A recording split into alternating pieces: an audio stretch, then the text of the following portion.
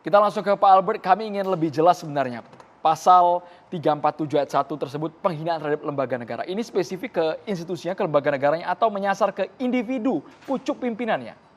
Ya, jadi kan kalau kita lihat yang dilindungi dalam hukum pidana itu ada kepentingan negara, kepentingan masyarakat, kepentingan individu. Perlindungannya itu bisa berupa perlindungan terhadap nyawa, harta benda, atau martabat, dignity. Nah, kalau misalkan bicara tentang pasal 349 ini atau 347 tadi, ketukar substansi sama. Yang berasal dari pasal 207 yang dilindungi adalah citra atau kehormatan dari lembaga negara.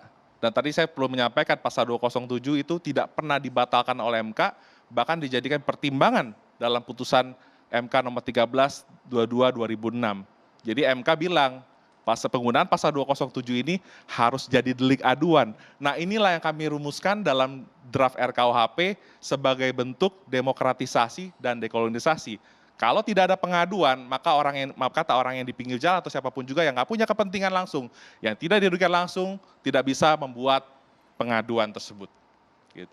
Ya, tapi bagaimana kemudian bisa membedakan, jangan sampai kemudian ini jadi abu-abu begitu loh Bang, antara kritik dan juga penghinaan. Jangan sampai ini kemudian menjadi disalahgunakan oleh pemerintah dan juga pejabat yang menjabat. Makanya ini saya kasih contoh sedikit ya. Singkat. Jadi kan apa yang dibahas oleh Bayu dan teman-teman tadi kan sebenarnya 3 serangkai nih.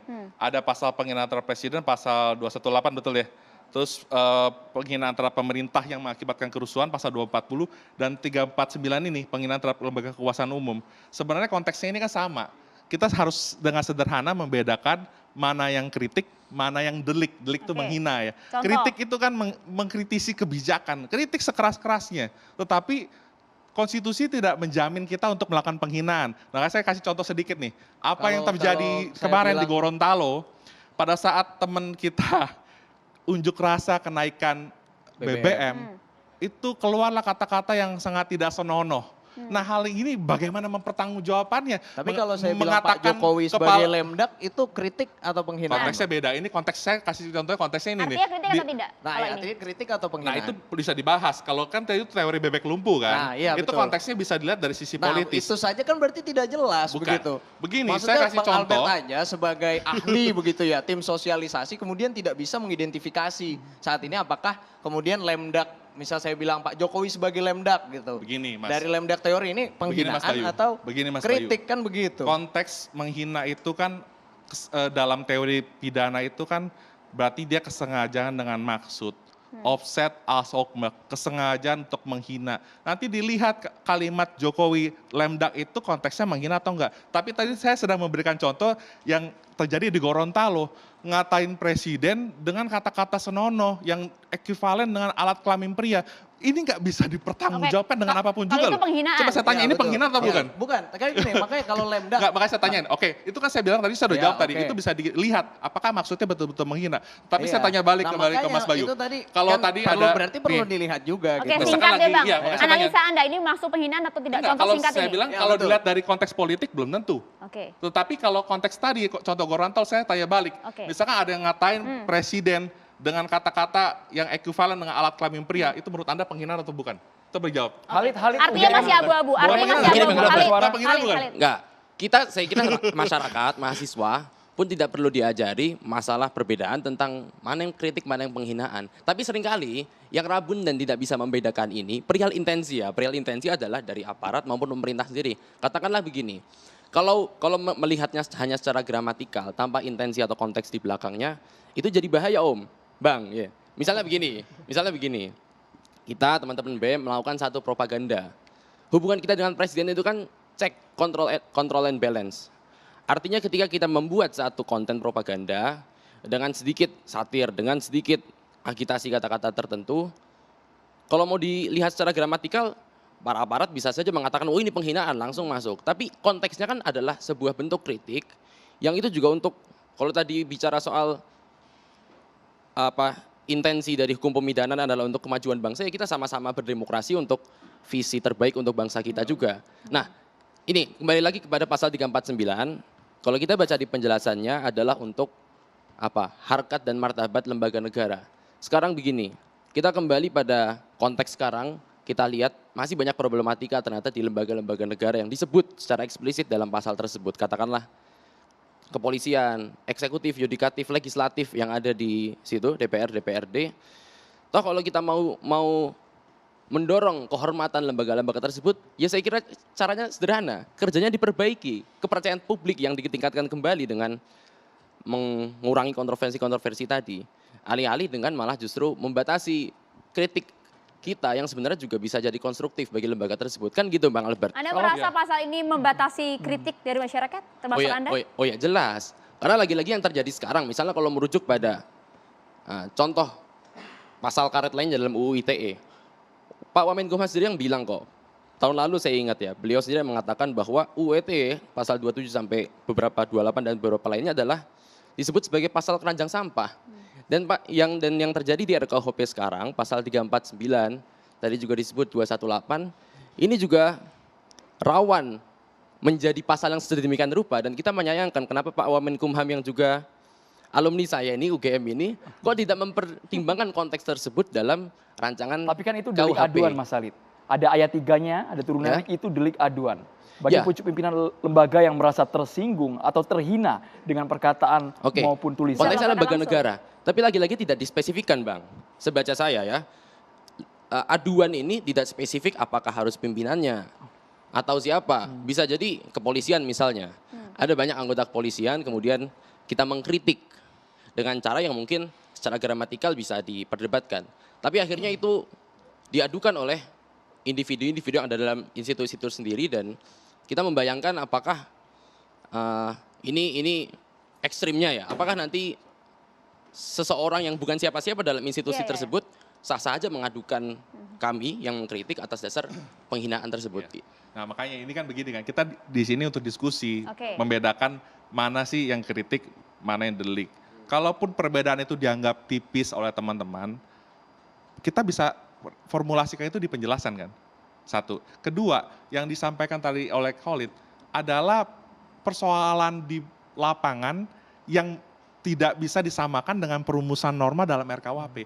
Jadi di RKUHP ini kita sedang merumuskan norma, ketentuan yang bisa melindungi kehormatan dari suatu lembaga, citra dari suatu lembaga. Nah kalau suatu lembaga negara tidak dihormati lagi, bisa dikata-katain dengan kata-kata yang tidak senonoh tadi, itu sama aja negara ini nggak ada artinya sama sekali. Nah oleh karena itu gini, jadi kalau misalkan ada nih masukan tentang siapa yang berwenang untuk mengadukan ya, misalkan konteksnya DPR adalah misalnya ketua DPR, itu bagi saya nggak masalah karena dari teori pun itu merupakan pengurusnya kan, secara ex officio dia bisa bertindak untuk dan atas nama lembaga tersebut. Jadi itu bukan isu menurut saya.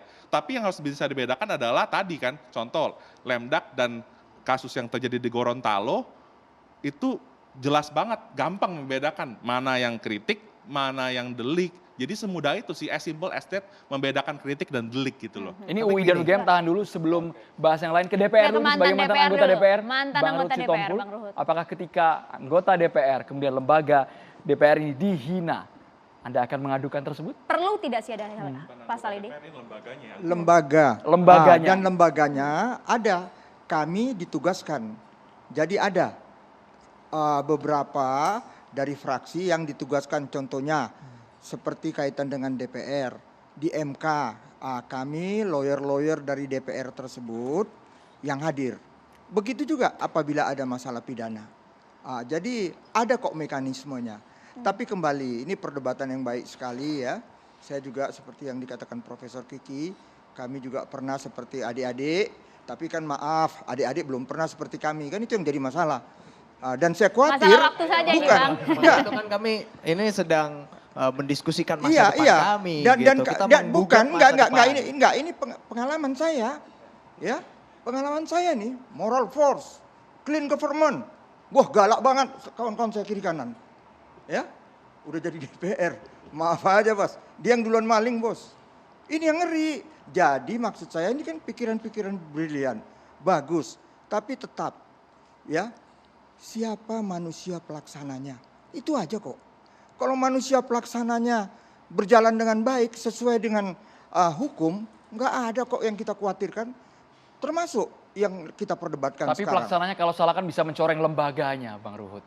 Kalau Iya. manusia yang mengatasnamakan oknum tersebut melakukan kesalahan, lembaganya lagi yang kena Iya, dibully oleh masyarakat. karena itu, tapi nggak usah khawatir kalau seperti kami, lembaga kami 5 tahun sekali. Tapi lucu, ya tetap aja dipilih gitu. Kalau jangan dipilih yang merusak nama lembaga, kan itu. Tapi memang ya, saya ngerti lah adik-adik mahasiswa. Saya juga suka sedih, ya. Nyatanya sekarang ya inilah, karena apapun kan partai politik itu kan aset. Jadi kita mau bilang apa? Nanti caleg banyak residivis, pasien KPK ikut caleg lagi. Kita sedih, saya juga sedih. Saya ada di dalamnya, ya. Saya sedih lihatnya, tapi yang mau bilang apa begitu. Di sinilah saya mohon adik-adik ini betul-betul moral force. Ya, apa yang disampaikan. Tapi jangan juga kita merasa ya apapun untuk menjadi presiden itu tidak mudah loh. Jadi Ya. apa yang kita sampaikan ini bukan bentuk dari moral force itu sendiri, Bang. Dari tadi kita sampaikan. Iya, tapi maaf aja ya kalau kita lihat sekarang ini ya itulah ada pasal ini. Tadi juga udah disebut sama kita punya sahabat ya. Memang sekarang ucapan-ucapan itu yang kotor, yang apa, minta mundur kalau enggak kita ini. Memang iya, susah memang kritik dengan penghinaan. Tapi nyatanya kalau kita lihat sebagian besar hina semua kok itu. Penghinaan semua kok itu. Kalau kritik itu solusi. Oh.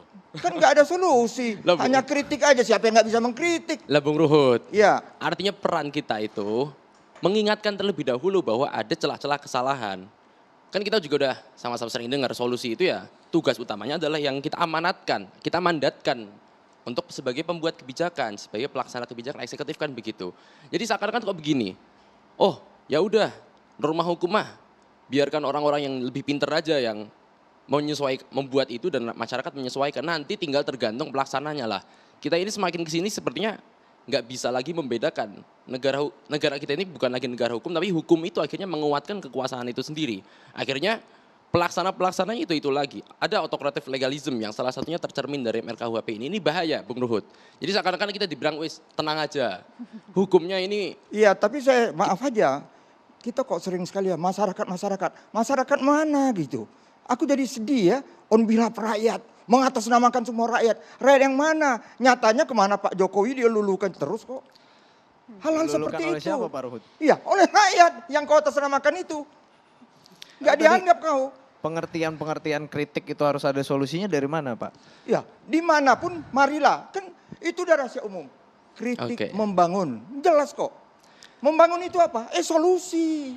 Karena itu janganlah kita hanya pintar menunjuk hidung orang lain. Belajar juga mahasiswa tunjuk hidungnya sendiri. Ini kan semua kembali. Saya jadi kadang-kadang sedih. Kita mengedepankan apalagi ini memang kan masalah catatan demokrasi. Udah siap nggak kita berdemokrasi? Kan itu aja. Kalau kita udah siap, ya kita kasih contoh negara-negara lain. Sekarang undang-undang itu tadi dikatakan sudah dihapus. Rakyatnya udah siap berdemokrasi. Di kita belum, itu yang jadi masalah. Kan Bener, itu. iya, Bung Ruhut.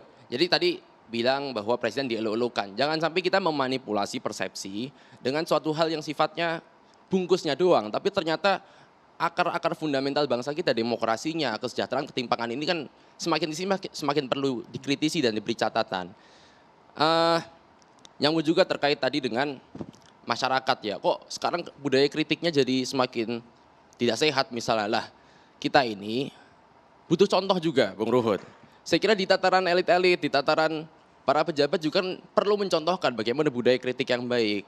Bukan justru semakin dengan direpresi, dibungkam, dibatasi ruang-ruang kritiknya. Ini yang perlu jadi catatan bagaimana perbaikan kultur kritik kita juga Bung Ruhut. Bang Ruhut, ditanggapi dulu Bang. Iya, jadi beginilah ya.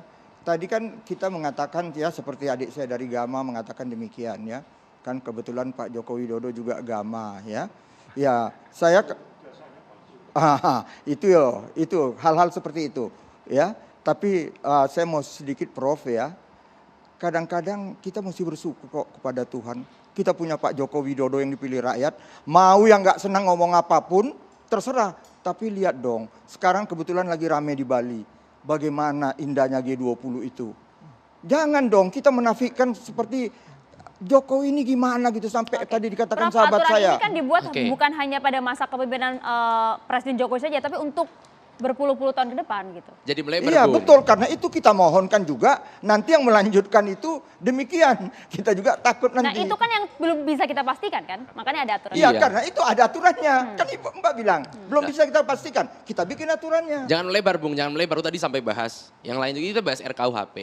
Enggak, Ini- kan sih Mbak yang tanya kok jadi aku yang disalahin. Ya, iya. Melebar. Mbak tanya kalau nggak gua Silakan, jawab. Halim. Oke, Silakan. tadi kita bahas tentang RKUHP. Ini adalah satu perbaikan fondasi hukum yang kan impactnya jauh ke depan juga. Tadi juga terkait dengan bagaimana jangan sampai membiarkan bahwa kita ini merombak jembatan tapi tanpa tiang demokrasi. Kemudian kita akan bilang bahwa oh ya udah tergantung nanti pengelola jembatannya. Padahal rakyat-rakyat akan jadi korban kriminalisasinya, korban dari ketidaktahuannya terhadap produk hukum ini dan ya justru kita mengalami kemunduran demokrasi kalau begitu. Dalam ilusi yang dibuat seakan-akan, oh produk hukumnya baru, oh ada peningkatan stabilitas ekonomi dan sebagainya. Gitu Bung Ruhut, saya Mas kira. Salid, apakah Anda tidak yakin masyarakat di bawah mengerti ketika mengkritik diperbolehkan selama ada solusi dan juga data yang juga disertakan? Bukan menghina konteksnya. Iya. Sesaat lagi Tapi ditanggapi, ditahan dulu ya. kita libatkan Bang Haris dan juga Prof. Kiki hanya di catatan demokrasi.